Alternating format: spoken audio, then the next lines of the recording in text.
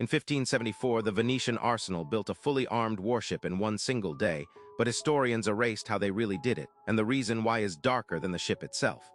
You were taught the assembly line started in Detroit. Henry Ford, Model T 1913, that's the story in every textbook. It's wrong.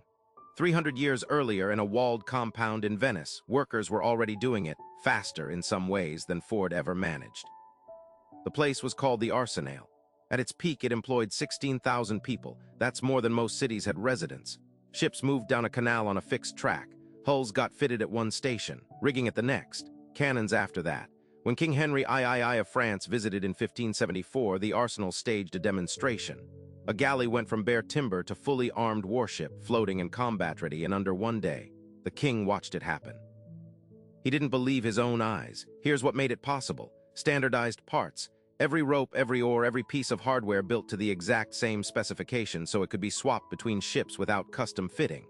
That's not medieval craftsmanship. That's industrial engineering. Workers called Arsenalati weren't just laborers, they were a caste.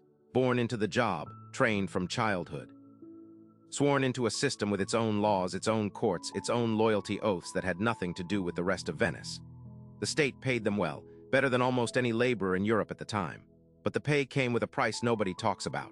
Once you were in, you didn't leave. Not really. Not ever. And it gets stranger. The Arsenal wasn't just a shipyard. It was the single largest industrial complex on Earth for over 300 years. Bigger than anything in London. Bigger than anything in the Ottoman Empire, which is remarkable, considering the Ottomans were Venice's biggest rival and spent decades trying to steal exactly what happened behind those walls. Venetian ships won naval battles not because of braver sailors. They won because Venice could replace an entire fleet faster than an enemy could sink one. At Lepanto in 1571, the Arsenal had resupplied and reinforced the Christian fleet in weeks. Other powers needed years to build what Venice rebuilt on a deadline. But here's what doesn't add up. If this was such an obvious triumph, a medieval city inventing modern mass production 3 centuries early, why isn't it in a single standard world history curriculum?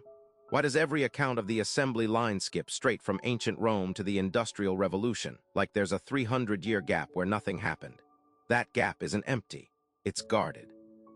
Because the Arsenal wasn't open, it was sealed. Literally walled off from the rest of the city, patrolled, and treated as a state secret on the level of a modern weapons program. And Venice didn't just protect the compound. It protected the knowledge inside the heads of the men who worked there.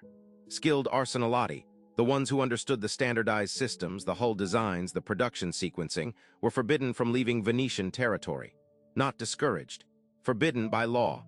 If a master shipwright tried to defect to a rival power, the Council of 10, Venice's secret intelligence body, didn't just punish him, they hunted him. There are documented cases of Venetian agents tracking down defecting Arsenalati in foreign courts and having them quietly killed, so the knowledge died with them instead of walking into a rival's shipyard. This wasn't rumor. It's in Council of 10 records. Assassination as trade secret enforcement. A human being erased because he understood a rope pulley system too well. That's why this doesn't fit in a tidy paragraph about medieval innovation. It's not a charming footnote. It's a surveillance state built around an industrial secret, willing to murder its own citizens to protect a manufacturing process.